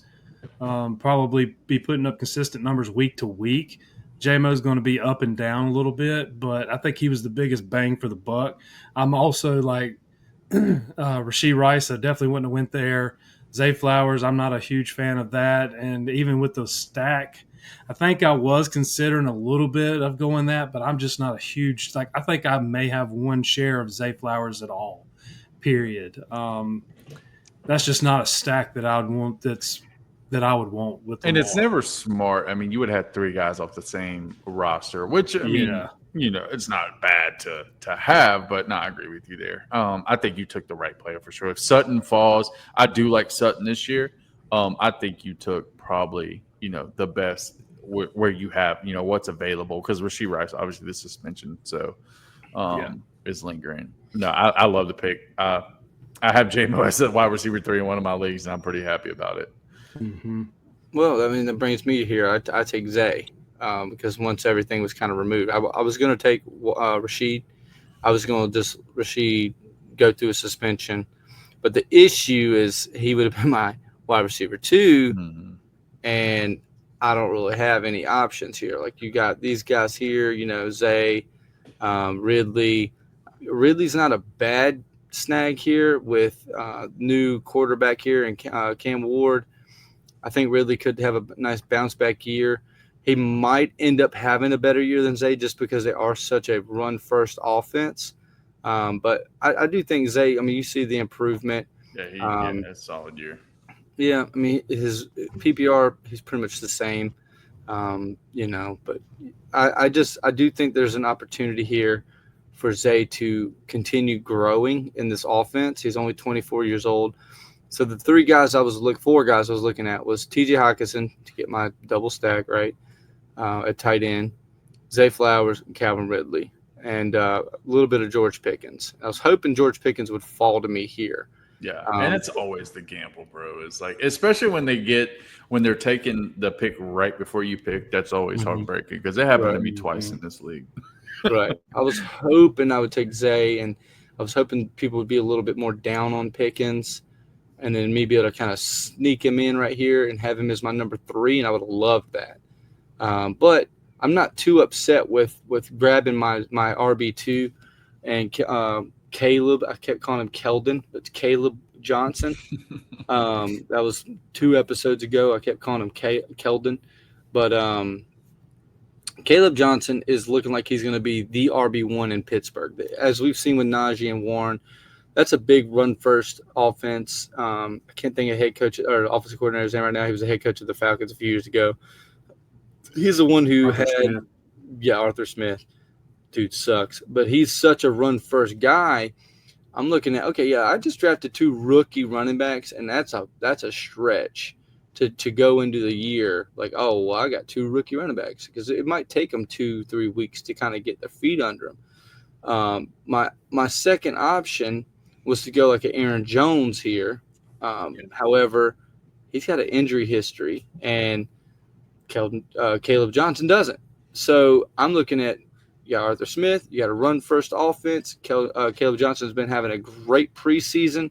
You see here 5 carries for 24 yards. He does catch the football a little pretty well. He's a big dude. You see 6'1", 224. He runs, he kind of runs a little high, but he's very quick. He's for his size. So I like watching his film. I like watching how he can kind of just move in and out between that zone run. And so I ended up taking Caleb Johnson here. And that brings it to Seth, literally the guy he takes I would have considered right here. I go Seth goes and takes Aaron Jones. Yeah, and I was definitely looking at going running back. I was actually hoping that Hockenson was going to fall back around to me, but he ended up getting taken at the end of that round, that previous round. So then I was looking at where we were with tight end at the time. I'm like, all right, I think I can hedge my bets a little bit and pick up a tight end again in the next round. So I was looking at Caleb Johnson coming into that, and then, of course, you took him 2 picks ahead of me. So that sort of put me on a scramble. I was looking at Pacheco, but then with the whole uncertainty of, and we talked about this when we talked about the Chiefs' projections, it's like I don't know if they're in or out on Pacheco, if they're looking to go somewhere else, if they're just trying to get him back healthy, whatever the deal is. I wasn't too sold on that, so I'm almost glad he didn't fall to me since it sort of took that way. I probably do have the oldest running back room in this fantasy league with Henry and Aaron Jones as my two starters. I like this though. But that's exactly, I was going to get ready to say that. I also sort of reached a little bit on that backup running back in Jordan Mason for Aaron Jones. Definitely wanted to make sure I had his backup covered, and we've seen what Jordan Mason can do behind a good offensive line. And, Aaron Jones is going to be good. He was good and serviceable to start the season last year, and then injuries and everything, and then it sort of he tailed off, but come back toward the end of the season. And I'm figuring, hey, Jordan Mason, if I can get him to reach a little bit just to get that backup, then I have a backfield. So no matter what, I can get those guys in and out. So I felt if as long as I could get that, I felt like I was going to be good on that. And then I still had to wait for my tight end for another several picks. Yeah. And Dean, who did I say could be a sneaky pick this year to pick up? Jordan Mason. I think he could be a very, very sneaky player this year. Yeah. Especially late, especially in this range. Going back, the RJ Harvey thing. When you get down in this range where, Seth is talking about where you got Jones, Tony Pollard, that's because it's a strategy in redraft. Like a lot of people go, wide receiver heavy at first. You know what I mean? With these tight end premium leagues we've been doing lately, these, which I'm surprised with this league, only 2 in the first 3 rounds, which is surprising.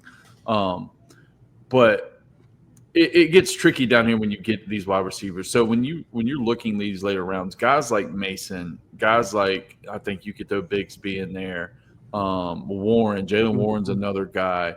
Those are the guys, Charbonnet. Those are the guys you're looking to try to get later in drafts that can, if the situation, whether it's bad or good, these guys could get reps. I think Jordan Mason here, I think he brings value even if Aaron Jones is healthy. Because if this team is coming out, let's say J.J. McCarthy he's him, and you're talking about a long stretch playoff run, you want to save Aaron Jones for the end. You know what I mean? Yeah. So this is even a guy during midseason, like could be a solid flex option for, if you're rostering him. So I definitely, just having both. And sometimes, like you said, you have to reach. Sometimes you got to reach, especially when you have a guy of that degree. You got to try to let me lock in his backup just in case, because he is 30 years old. Derrick Henry, I don't think you have to worry about this Derrick Henry, but he's a machine. But that's definitely with that stack. But I love Jordan Mason this year. I think he's one of those guys you can get. You got him in the ninth. What's that, 9th round? Yeah, sneaky player this year, I think. Well, let's look more at the 9th round here. You mentioned Tank Bigsby. To me, right now we're getting some news that Tank Bigsby is potentially going to be in like a 1A, 1B type of situation with Travis Etienne. That's, running back rooms. As you can see, the running backs available are really depleted. Like everybody's pretty much taken, right? Yeah. Mhm. So you got to go after these upside guys. You know, Jalen Warren, nice security for Caleb Johnson, but how much upside is he going to have? And I could have gone there to have that security.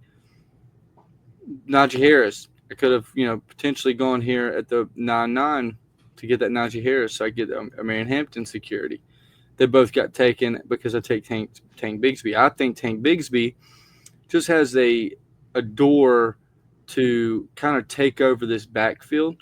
I think Travis Etienne is kind of a liability running between the tackles. He's a great third down receiving back. But Tank Bigsby, man, he's built a little different. And this coach come from Tampa. You saw how he did with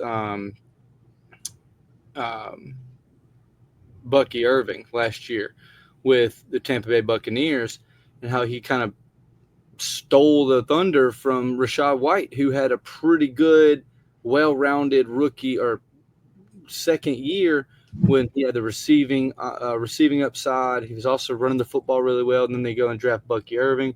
Bucky Irving just runs away with the show.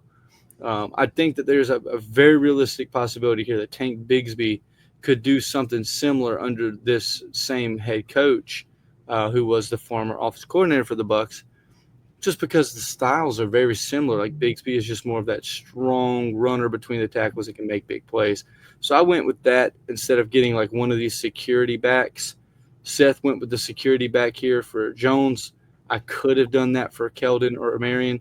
I just decided to go with the upside of the potential starter, even if these guys were healthy. That gives me like a third option for a flex potentially. Tyron Tracy, if he loses his job, hopefully not. I don't think he will, but that's a discussion to be had at another time.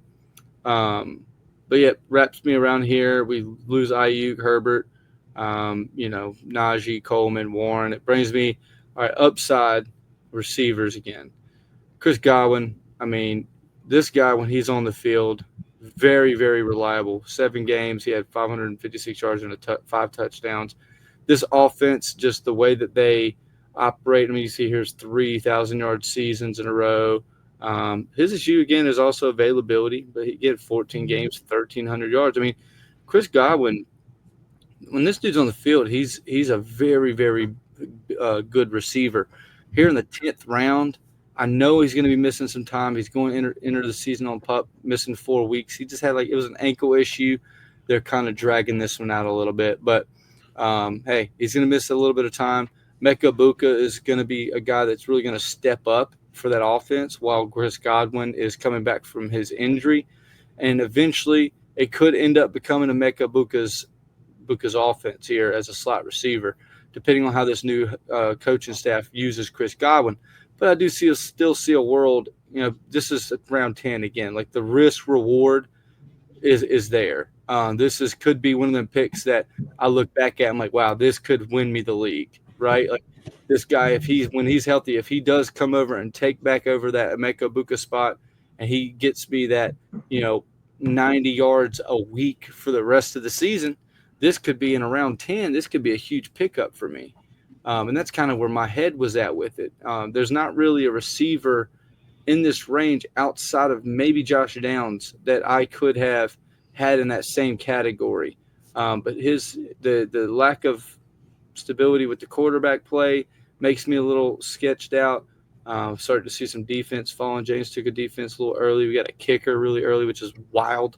But Seth, this is what you know what this was, though? Speaking of the kicker, so Big and B-Back, they're like best friends, right? B-Back is a Dallas fan. Mm-hmm. So that was a kind of I got you pick right there was, you know what, I will take your kicker right now, which is I thought was pretty funny there in the draft because I texted him about it. I was like, you did that on purpose. He's like, oh, yeah, absolutely. He's like, I wouldn't let him have them. I was like, that's wild. I was like, that's great. That's great. Good for him. He drafted his kicker around 10. Helps us all out. Mm-hmm. Not really, man, because when it gets down here, man, this year's weird for me. I don't know if y'all have felt it doing these redrafts, but, man, it seems like when you get around 10, dude, it's just like, oh, my Lord. Like, it's tough. You know what I mean? And going back to the Downs and Pittman, I don't know, man. honestly, if I'm having the opportunity in these late rounds, I'm taking Downs over Pittman this year. I think agree. he has potential to be the number one wide receiver on this offense if he stays healthy. Is there a little bit of Tar Heel bias in that one? Hey, 2 years ago, who was my guy? It was Michael Pittman. I loved Michael Pittman, but he is stuck in that DJ Moore, that Terry McLaurin cycle that them guys were in for years and years, and he just hasn't been able to get out. They locked him into a contract. I mean, we did too, but we ended up trading our guy. But that's neither here nor there. They locked him in, and he just has had that bad luck at the quarterback. But these two guys right here, man, with Daniel Jones, I'd watch out. These two guys could but I'm liking Downs over him. But it's tough in these rounds. Yeah. No, I agree. I didn't even mention Pittman because if it had not been Chris Godwin, it would have been Downs in this range. Yeah. Young, fast slot receiver. Literally, Daniel Jones is like cup of tea. But yeah, Seth, you got your tight end here, right? Colson Loveland. Take a shot. Why not? Hey, if you're going to take one late, why not take up one at the top pick? Yeah. Top 10 pick, yeah. 10th overall. So big name there for tight end, and a lot of potential. And we saw with Ben Johnson how he had Laporta as a number one tight end in his rookie year. Colson Loveland might be a big snag here, depending on how they use him. Yeah, and I think he's more athletic than Kmet too, so I think he should get a little bit of maybe a increased snap share just because of that, because of his athleticism edge that he has over Kmet too. So there might be a good possibility they're both on the field at the same time in a double tight set double tight as well. So yeah, I figured for what was there, what was available. I mean, what are we gonna see? Kincaid, not a fan of. Who was come after that? Juno Smith. I don't like Juno Smith in that offense. If he would have stayed in Miami, it probably would have been a higher pick. But I think his value dropped tremendously. Ferguson was probably somebody, and Goddard too. But at that point, I got my tight end. I'm looking elsewhere. I was looking at Ferguson as a possible second, just because I do like Ferguson, especially in this offense this year with two solid receivers. Definitely take targets away, but I think it increases the value of the targets that he could see. Yeah. Yes. The opportunity is going to be better for those targets. So I was wanting to do that later. I still didn't get to it. I didn't take my second tight end to my last pick. So it just drove me down further and further. But I did like my pickup of Luther Burden. I know he sort of gets in his own way with some of his attitude issues and stuff like that. I think he's even been made to run, been made to leave practice type stuff. But if that dude stays on the field, like he's a proven playmaker. And I would just I'm interested to see what he can do in Chicago. So I picked him up on it as a flyer pretty much, just banking on some good things happening. And a late round wide receiver. I also got Hollywood Brown down at the end too. I took two top 5 defenses as well, more or less playing keep away. To be honest, more what that come down to. I needed another running back too, so Ray Davis just trying to fill out my running back roster. Right. Yeah, John. He took Jaden Reed. I would have probably taken Higgins over Jaden Reed. He has the window of opportunity to be the wide receiver 2 for Houston. James ends up, getting that snag. One we didn't really talk about, Javonte Williams is he's looking like he's going to be the starter for the Dallas Cowboys. Big steal here in the 9th round. Very well could pop off in Dallas. He had almost 1,000 yards from scrimmage, 70 targets from Bo Nix. So he's a dual threat, and I think there's a good opportunity here for Dallas with that offense for Javonte Williams to really take off. Again, James he gets another top defense here, the Philadelphia Eagles. Rachaad White, if you have Bucky Irvin, this one's a little bit of a hard one, but he does offer more than, I would probably take Well, at the time, look where Brian Robinson went. He went in the 8th round. You know what I mean? I think I was going to take him right here in the 13. This is one of my guys. I've been. Well, this is really the hitting thing. hard. Yeah, on this one here, the Rashad Wright. My pick was Ethan Blue. Again, I'm with the Dallas fan here. You know what I mean? I got sniped. I mean, he sniped me on Blue. He sniped me on Pat Mahomes. He sniped me on Sam Laporta. Like he had my number. He was working me. Blue was the guy I wanted here. Yeah, that would have been a great follow-up to Williams for sure. Correct. That's who I was hoping for, but I settled with Rashad White. Again, these guys are on your bench. These guys are hoping you're plug and play on your bye weeks and stuff like that. You know what I mean? You're for the most part, you're not getting a lot of value out of these guys here. Dallas Goedert, I think, was here in the 13th round. It was a good pick for me getting Evan Ingram. My issue is I have 2 guys that stay hurt, so. And Evan Ingram and Dallas Goedert. So tight end might be a struggle for me this year, especially in the tight end premium. But yeah, no, my guy there was Ethan Blue, so I settled for Rashad right there because I only had 3 running backs. And again, I get the JCM pick, but at the time he didn't pop off until like the game after that. You know, obviously he's having a good camp, but Brian Robinson literally went 5 rounds above him. As a starting running back for the Washington Commanders at the time. So redoing it, yes, my pick would have been probably. Well, let's be honest. If we're doing it after this game, he's getting drafted up there over Brian Robinson. You know. Yeah, so. That's probably true for sure. John, he goes after some some dynasty players here. Braylon Allen, potential starter if Breece Hall gets traded. Trey Benson, backup running back for the Cardinals. That's if Connor gets banged up again. Probably when, I should say, because dude's always injured, as you can see here with his history. Never really completes a season, but when he's on the field, for some reason, dude's still so relevant. Good. Yeah, he's so good. I'm kind of happy, Kirk fell to me here in round 11, right here in this, this little turn here. Jaden Higgins, I think, is going to be number 3 to start the season. And I think Kirk is he's such a good, reliable weapon and just always kind of slept on, obviously outside of his injured years, the past 2 years. He's had kind of some shitty quarterback play for the most part in his career. CJ Stroud gets taken right in front of him, but, that's his quarterback. He's going to be throwing to him. Christian Kirk, it's the type of guy that CJ Stroud likes to throw to, a Tank Dell type, scat back type of dude, just getting that slot and, just shake up a linebacker or a big safety or big nickel or whatever, and he's just a mismatch. So I really like Christian Kirk with CJ Stroud in Houston. So I'm glad I got this little combo here with the Chris Godwin and Kirk on this turn.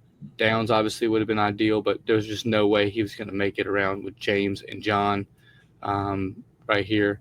So I knew Josh Downs was kind of out of the equation, but I'm really pleased with that Christian Kirk. We'll fast forward a little bit here. Take my 2 defenses, Minnesota Vikings, the top rushing defense, blitzing defense in the NFL, led the league in sacks last year. Figure it out. Okay, they're gonna keep blitzing, so sacks get you points. So I went ahead and went the Minnesota Vikings while these other defenses were kind of taken here. I don't normally like to take defense early, but again, I knew defense was going to run, and look at what happens. I was hoping this is what was going to happen with quarterback. I took my Vikings, and then I saw the Commanders going. I said, okay, now let's really spice this thing up. So I take the Steelers, and then you see the whole trickle effect happen. Yeah. Seth gets his second defense. I waited on defense, and then I took 2 back-to-back. Really pushed the envelope, made people start to go after their defense, because once somebody goes 2 defenses, everybody wants to go 2 defenses. Seth gets his second defense. Again, these guys didn't get a single defense yet, so they, of course, go in a little panic, and then he wants to double down on his defenses here, John. So I kind of just wanted to start that trend, push some of these other talented guys down. Fairborn, he was a top 5 kicker in fantasy last year. with Chris Boswell. I was hoping to get him, but again, these are things I don't normally do. But in this league, it's tough because they just make these runs super early. What does it? Man, I can tell you one thing. You know how you win the league? When you draft QB1 in the 17th round. That's how you win the league. Bryce Young. Yeah, QB1, 17th round. What? Yeah. I thought you were talking about Tua. No, my man's Bryce. Yeah, you don't have to hear it. Look, number 20, moving all the way up to 1. And I have the stack. Tua Tagovailoa is, league winner too here, Mr. Concussion. Yeah, and I also got the wide receiver concussion leader too, in Chris Olave. Oh yeah, I almost took him. I was on the phone with James. I ought to rename my team CTE. You should. You go get Antonio Brown off of free agency. Oh man, just because in sleeper these guys stay on in free agency, so you could actually go and grab Antonio Brown and make that name CTE. That'd be kind of fire. That'd be kind of fire. But yeah, no, I mean, one of my biggest. I'm huge on this guy. Yeah, he could have a big year. He really backup tight end. Yeah. Britton Strange. I was looking at him too. Big sleeper for me. Isaiah Bond. I love this pickup. I knew that he wasn't. I wanted to wait until like down here, but I said screw it. He's about to walk in and be wide receiver 1, wide receiver 2 for the Browns. This guy, if you followed college football, he was a second-round talent. He's a speedster, very talented, great body control. Had a sexual assault allegation against him. We won't go through the details of that case, but he was eventually not, criminally charged with any sort of, sexual assault crime. So he's been activated and instantly signed within the first couple of days to the Cleveland Browns, who really have a vacancy, I should say, with the Cleveland Browns at the wide receiver position. So Isaiah Bond kind of comes in and they get a free second-round pick, essentially. And, he got a couple good practices in on the first few days, and he's coming into work. I mean, this guy could be a week 6, week 7 once he kind of gets in rhythm with the offense. And him and Jerry Jeudy, I mean, Isaiah Bond, I think, is a better receiver than Jerry Jeudy, potentially. And we'll see how that ends up working out. And, that's just a late-round guy that maybe could take, one of these two guys' spots by the end of the year. So that's why I went after Isaiah Bond. And Jalen Noel, this was more of a security for Christian Kirk. Both kind of similar players. That's how I kind of topped off my team here, Paul's. And Seth, you can go ahead and run through the last back half of yours. Yeah, so just wanted to get a backup quarterback. I figured Tua right now, the best thing that was available on the board. I didn't want to go with, I just didn't want to reach for, like, I was looking at Ward as a possibility. Rookie quarterback though on a shit team, it just wasn't worth it. I figured let me go with the head case, with the concussion deal. If anything happens, I'll go out and pick up yours or something, whoever's the guy next up or something, as a backup. Hopefully I don't have to worry about it. I just run Lamar all but the bye week. And then Will Lutz, Denver's going to have lots of good field position. They're going to be able to move the ball and stuff like that. So I figure that's going to be a good option there. As far as a kicker, defense, able to run the ball with Dobbins, able to move the ball, should be getting some field goals up there too. And my last pick, Fannin, I've heard several good things on him. And I've even heard a lot that there might be a lot of two tight end with Njoku and him on the field at the same time. This guy's got a lot of speed. He's nowhere near the specimen of an athlete that Njoku is, but this guy still has a great speed for a tight end, a 6'4". I think he's going to do pretty good. Maybe not this year. Maybe definitely in a reach. But I needed something to fill out and get a backup tight end. Strange was somebody that I'd looked at, but Dean took him a couple rounds earlier in front of me. Ended up taking Hollywood Brown in that round instead. Just trying to fill out some wide receiver depth. This pretty much gets me through the end of it there. I do want to point out that I think I got Matthew Golden, Chris Olave both. I'm still looking at wide receiver ones for their team. When I got them, there were twos and threes being picked. Mm-hmm. So I thought I got good value on those guys, particularly with Golden. I know Olave is going to be sort of, he's got was Spencer Rattler throwing to him this year that he was named the starter.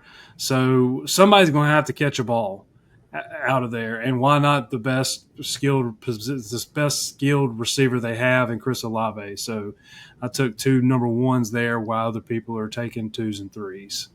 But, yeah, that's pretty much it for my roster. James, you want to wrap this thing up because we only got a few minutes? Yeah, man. Roster, obviously Roster Phillips, Kyle Williams, still trying to figure out the wide receiver position in New England. I think he has opportunity. Late guy. Jalen Wright, again, a team that likes to run the football. HN has some injury histories. Hopefully this guy comes in RB2, gets some valuable minutes. RB, quarterback 1 at 17. I already talked about it. De'Ami Brown, a guy that kind of emerged in the playoffs for the Washington Commanders. He gets an opportunity here in Jacksonville. So I was like, hey, why not take a flyer on him, see if he can, he's a big play guy. Or at least he showed that down the stretch. So maybe, he still has 2 guys with Travis Hunter being there now. I think he could be fit in at that wide receiver 3 position very well. And then Okonkwo. I'm not a guy that carries 2 defenses or 2 kickers. So that's why I have 1 and 1. So Okonkwo, I mentioned earlier my concerns with the injuries for my 2 other tight ends. So just another guy I think has opportunity with Cam Ward this year, new quarterback. We'll see how he fits in. It's just Roster Phillips. Some of these guys maybe end up free agency. I like to have those guys I can drop, when guys pop off in free agency. Yeah. Those guys that are kind of just spend, I could just throw out there when I'm trying to pick up somebody. So, hey, just opportunity. Hopefully these late round flyers or some of them. And especially one of the guy you're looking at right now, Jalen Noel. Another late round flyer. Right. Yeah. No. Good stuff. I'm looking forward to how this, the redraft season. I'm trying to get my redemption for once. I'm tired of dealing with injuries every single year.